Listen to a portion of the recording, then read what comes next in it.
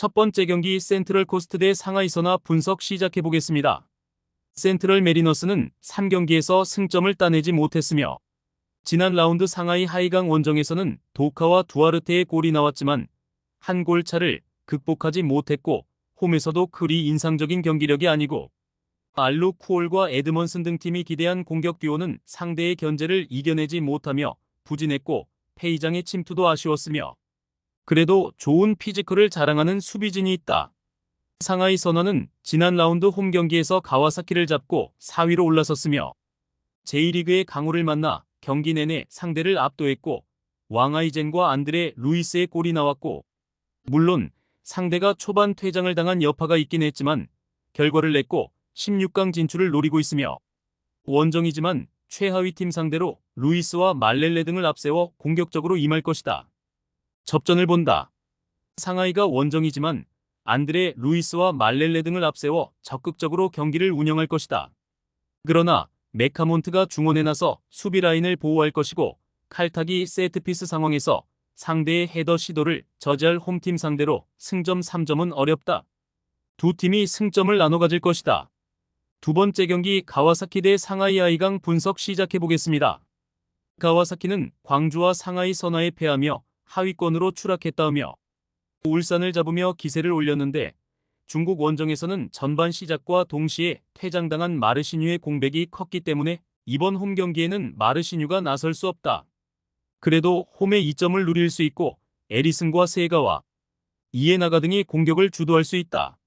상하이 하이강은 중국 리그에서 선두를 달리고 있지만 아츰에서는 중위권에 처져 있으며 물론 같은 승점을 따낸 팀이 많기에 큰 의미를 부여하긴 어려우나 기대한 만큼의 성적은 아니고 직전 경기 승리로 기세를 올린 상황에서 나서는 원정인데 우레이와 가브리엘, 포프의 스리톱이 가동되며 승리를 노릴 것이다. 가와사키의 승리를 본다. 상하이 하이강은 아츰을 위해 전력을 다하고 독이 올라있는 가와사키를 원정에서 상대해야 한다.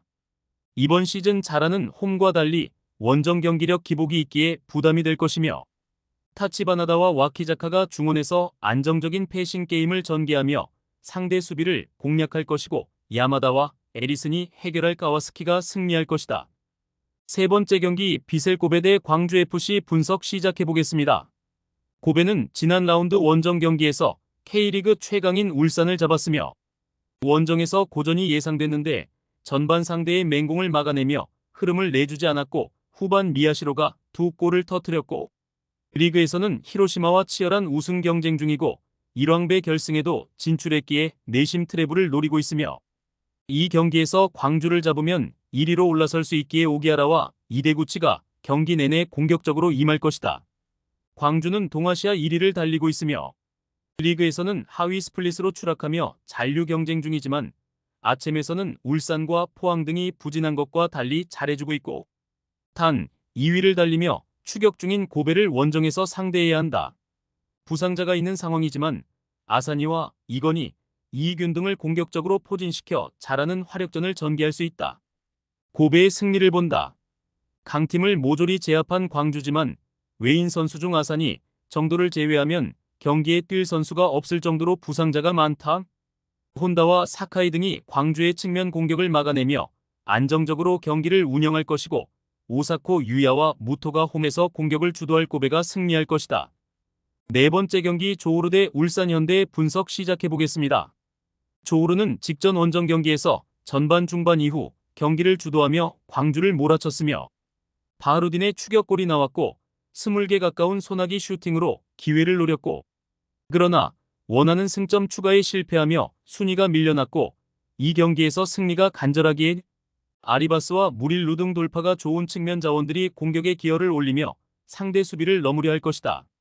울산은 지난 라운드에서 홈의 2점을 살리지 못하며 고베에 패했으며 상대의 중앙 미드필더로 나선 미야시로에게 멀티골을 허용했고 홈에서 득점하지 못했고 그로 인해 리그와 아츰을 동시에 제패하려던 계획에 차질이 생겼으며 아직 팀당 5경기가 남은 상황이기에 기회는 있지만 최소 3연승 정도를 달려야 순위권 진입을 노릴 수 있고 원정이지만 조우르 상대로 야구와 주민규, 아라비제 등 골을 넣을 수 있는 선수들이 모두 출전할 것이다.